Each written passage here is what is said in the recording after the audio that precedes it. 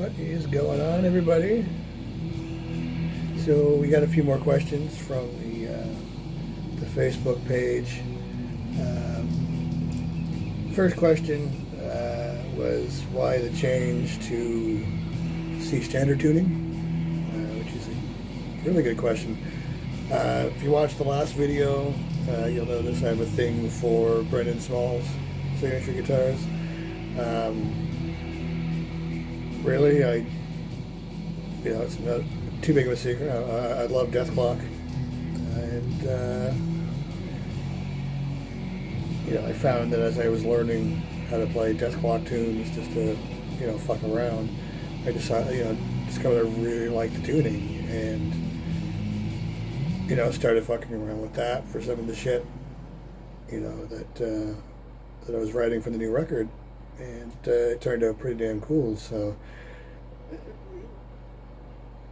probably half-ish of the new record has that tuning. So spaced out, it creates a pretty cool dynamic. And yeah, that's really all there is to that little mystery. Second question was, what do we feel the top 10 albums were of the 2000s?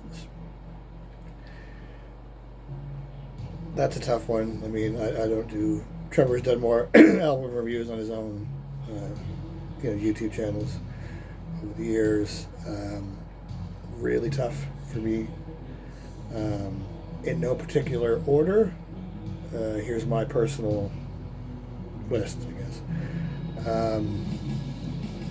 Metallica's Hardwired to Self-Destruct has to be on the list, in my opinion.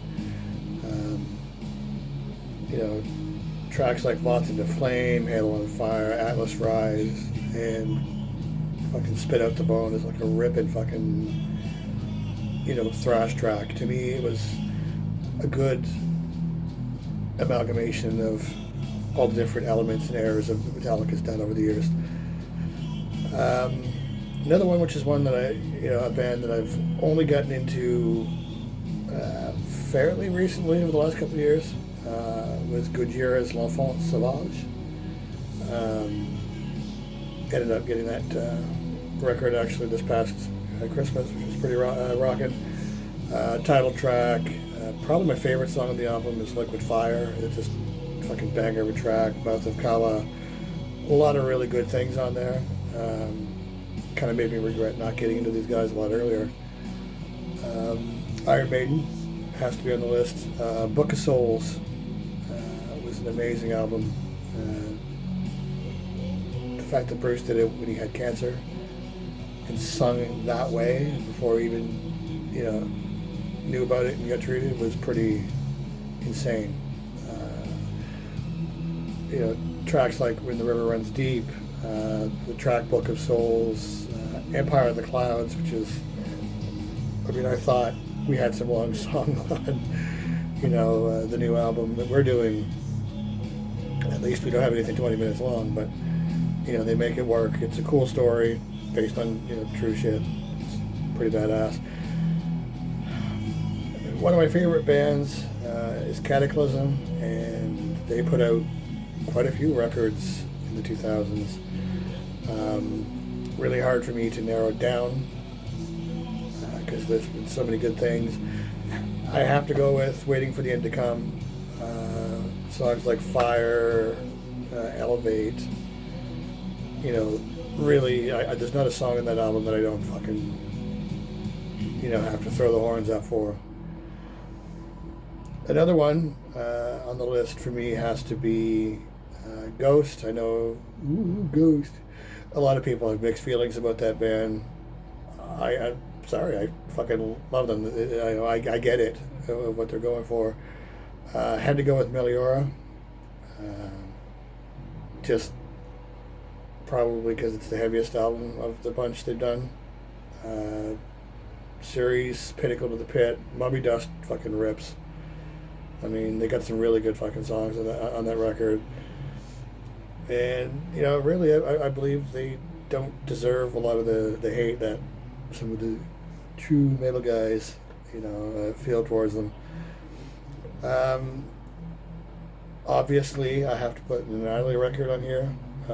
Jeff's done quite a few in the 2000s. I kind of got to go with their latest effort, which is Ballistic Sadistic. Jeff found, his groove on this. I Am Warfare, Riot probably is one of my favorite tracks on the album. Dressed Up for Evil. A lot of really banging, ripping tracks that, was a good reminder to me, why I fell in love with Natalie in the first place back in the 80s.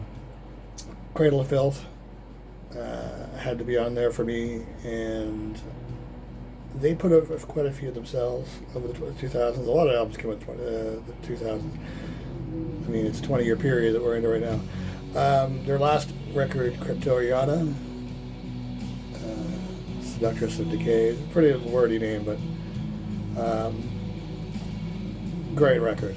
Unfortunately, last one they've done with Lindsay, Schoolcraft. Hopefully she does something cool. I mean, that lady's got, Canadian metal chick. Hopefully she, finds her happy place and, does awesome. They're going to continue on and do awesome things too. Tracks like Achingly Beautiful, Death in the Maiden, Night at Caliphate Manor. They did a cover of Alice in Hell from Annihilator on this, and they fucking kill it. They really do an amazing job at it. Cradle tends to pick odd covers to do and do really good at. And obviously, as an old school 80s metalhead, I had to put Judas Priest on the list. Their last record, Firepower, was just mind-blowing for a band that's been around for so long. To be able to put out something of that quality and that caliber. Songs like Never the Heroes, Rising from Ruins, Necromancer, the title track, it's just so good. So good. And it was, certainly a welcome, entry and a reminder that, the old gods of metal aren't dead yet. Big fan of Iced Earth, so I have to put an Iced Earth record on here. Went with Dystopia, which was the first one they did with Stu Block. Probably one of my favorite metal vocalists, hands down. The guy's fucking amazing. Canadian dude, but the range he has is just disgusting. The title track, V. There's so many good the songs on that album. From start to finish, it kind of tells its story and kicks your ass along the way.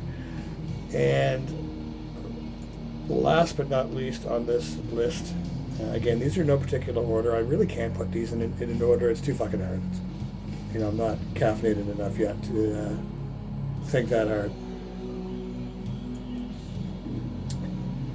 Also a big fan of Amon Amarth. Went with their last record, Jomsviking.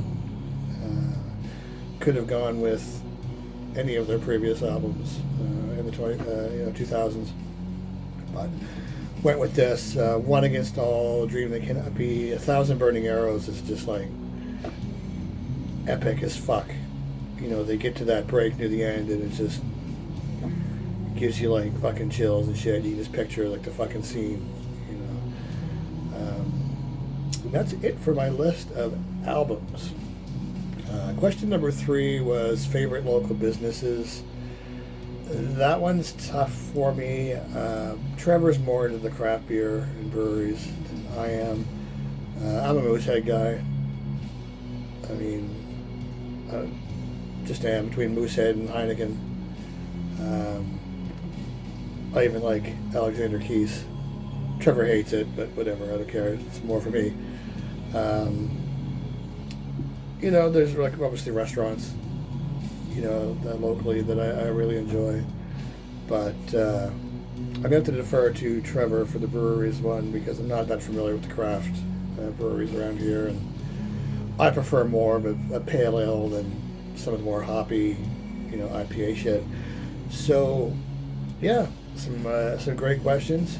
Keep that shit coming, and we'll hopefully see you all on the road once this all goes away and we can start, getting up playing shows again.